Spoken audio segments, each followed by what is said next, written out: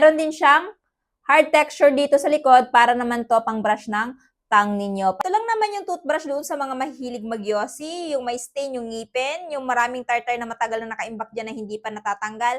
At the same time, kung naninilaw na yung ngipin natin. Paano ba naman kasi, itong toothbrush na to, hindi siya yung typical na toothbrush na nabibili natin sa kanto. So, kung mapapansin nyo sa bristles niya, guys, extra hard at extra strong talaga to, para talaga to pangtanggal ng stain at tartar na matagal na dyan nakaimbak sa ngipin ninyo. At ang kinaganda dito, meron din siyang hard texture dito sa likod para naman to pang brush ng tang ninyo para naman iwas bad breath. At ito nga yung ginagamit ko ngayon guys at mura ko lang tong nabili kumpara kung bibilhin nyo to sa mall or sa market. So nire-recommend ko talaga tong toothbrush na to doon sa may mga stain or di naman kaya may mga tartar na matagal na nakaimbak dyan sa ngipin ninyo at doon sa mahilig magyosi. Kung gusto nyo matanggal yan, well, ito yung toothbrush na gamitin niyo. Solid to guys, nakakatanggal talaga ng stain. So, mura lang to guys. At kung gusto nyo ding itry ito, ayan, para meron ko yung toothbrush ng partner mo kasi pag bibili nyo to, dalawa na, idadrop ko na lamang yung link nito dyan sa baba.